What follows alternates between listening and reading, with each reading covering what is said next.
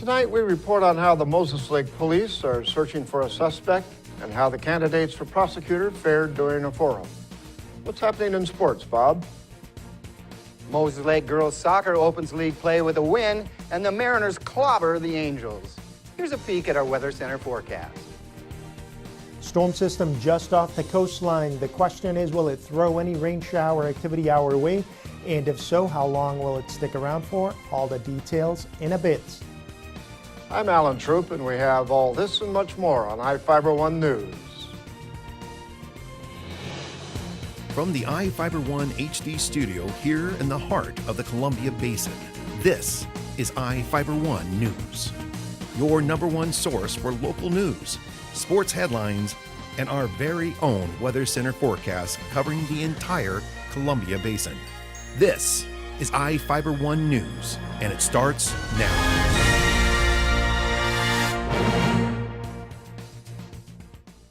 Moses Lake Police are searching for a suspect after he allegedly drove through a school zone at more than 80 miles an hour in a stolen car. Officers recognized 27-year-old Jeremy Gilbert as a passenger in a car on South Interlake Road in Moses Lake. Gilbert has warrants for his arrest for driving with a suspended license and reckless driving. The driver of the car, a 46-year-old Moses Lake woman, pulled over, but Gilbert allegedly forced the car into gear and started to drive away before pushing the woman out of the car.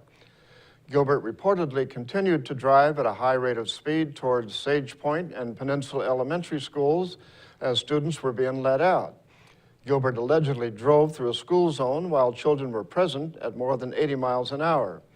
He reportedly abandoned the stolen car at the victim's home in the Peninsula Estates Mobile Home Park, fled in another car, and escaped police.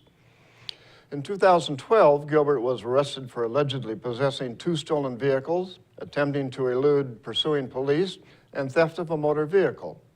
Anyone with information about Gilbert is asked to call the Moses Lake Police Department at 509-764-3887. Quincy continues efforts to build a walking path for school children. Reporter Jeff Chu has the story. Quincy is making a second attempt to construct a walking path for school children. The city turned down a bid of almost $450,000 to build the path between Monument Elementary School and 7th Avenue Southwest. The project is initially estimated to cost about $221,000. Quincy council members approved looking for another contractor to construct the path during their meeting Tuesday night. Maintenance Supervisor Dave Reynolds said they made some changes to the project to hopefully get a lower price. The path is being funded with a $292,000 grant from the Washington State Department of Transportation. I'm Jeff Chu for iFIBER 1 News. The state agreed to Grant County's plan to maintain river and lake shorelines. The Department of Ecology recently approved the county's shoreline master plan. The roughly 150-page plan details the rules involving development along the shorelines. State law requires cities and counties with bodies of water to develop plans to protect against adverse effects to the public health, the land and its vegetation and wildlife, and the waters of the state and aquatic life, and the public rights of navigation. The plan affects development along the Columbia River, Lynn Coulee, Crab Creek, and 80 lakes in Grant County. The rules do not affect the majority of the Columbia Basin project. Grant County started a regional process to update shoreline master plans across the county in 2011. A landscaping project at Big Bend Community College was completed in 2 days thanks to hundreds of volunteers from the Church of Jesus Christ of Latter-day Saints in Moses Lake. The volunteers helped transform the appearance of the college campus before students arrived for fall classes. Members of the church donated labor and equipment to remove diseased trees, unwanted shrubs, and debris.